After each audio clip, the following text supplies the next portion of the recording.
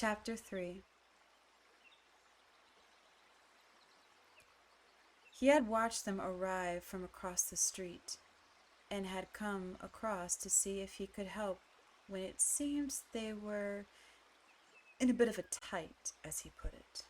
Lewis held the baby on his shoulder. Crandall stepped near, looked at the swelling on Gage's neck, and reached out with one blocky, twisted hand. Rachel opened her mouth to protest. His hand looked terribly clumsy and almost as big as Gage's head. But before she could say a word, the old man's fingers had made a single decisive movement, as amped and deft as the fingers of a man walking cards across his knuckles or sending coins into 𝘒𝘓𝘗𝘠𝘕 limbo, and the stinger lay in his palm. "Biggin'," he remarked. "No prize winner, but it'll do for a ribbon, I guess." Lewis burst out laughing. Crandall regarded him with that crooked smile and said, "Oh yeah, croaker, ain't she?" "What did he say, Mommy?" Elaine asked, and then Rachel burst out laughing too. Of course it was terribly impolite, but somehow it was okay. Crandall pulled out a deck of Chesterfield kings, poked one into the seam corner of his mouth, nodded at them pleasantly as they laughed. Even Gage was chortling now, in spite of the swelling of the 𝘰𝘤𝘬𝘵𝘠.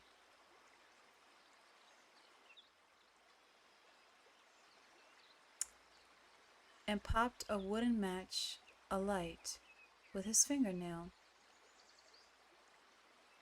The old have their tricks, Lewis thought. Small ones, but some of them are good ones. He stopped laughing and held out the hand that wasn't supporting Gage's bottom. Gage's decidedly damped bottom. "I'm pleased to meet you, Mr. "Judd Crandall," he said, and shook. "You're the doc, I guess." "Yes, Lewis Creed. This is my wife, Rachel. My daughter, Ellie. And the kid with the bee sting is Gage." "Nice to meet you all." I didn't mean to laugh. That is, we didn't mean to laugh. It's just that we're a little tired. That, the understatement of it, caused him to giggle again. He felt totally exhausted. Crandall nodded. "Course you are," he said, which came out, "Course you are." He glanced at Rachel. "Why don't you take your little boy and your daughter over to the house for a minute, Mrs. Creed? We can put some baking soda on a wash rag and cool that some off. My wife would like to say hello too. She don't get out too much. Arthritis got bad the last 2 or 3 years. Rachel glanced at Lewis, who nodded. "That would be very kind of you, Mr. Crandall." "Oh, I just answered to Judd," he said. There was a sudden loud honk, a motor winding down, and then the big blue moving van was turning, lumbering into the driveway. "Oh, Christ, I don't know where the keys are," Lewis said. "That's okay," Crandall said. "I got to see it. Mr. and Mrs. Cleveland, they lived here before you, gave me a set. Oh, must have been 15, 14 years ago. They lived here a long time.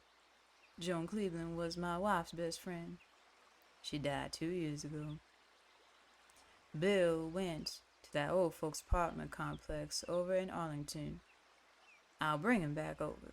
They belong to you now, anyway. You're very kind, Mr. Crandall, Rachel said. Not at all, he said. Looking forward to having young'uns running around again. Except that the sound of this, as exotic to their Midwestern ears as a foreign language, was Young'uns. You just want to watch 'em around the road, Mrs. Creed. Lots of big trucks on this road. Now there was the sound of slamming doors as the moving men hopped out of the cab and came toward them. Ellie had wandered away a little, and now she said, "Daddy, what's this?" Louis, who had started to meet the moving men, glanced back. At the edge of the field, where the lawn stopped and high summer grass took over, a path about 4 feet wide had been cut, smooth and close. It wound up the hill, curved through a low stand of bushes and a copse of birches, and out of sight. Looks like a path of some kind, Louis said. Oh, yeah, Crandall said, smiling. I'll tell you about it sometime, missy. You want to come over, and we'll fix your baby brother up? Sure, Ellie said, then added with a certain hopefulness, "Does baking soda sting?"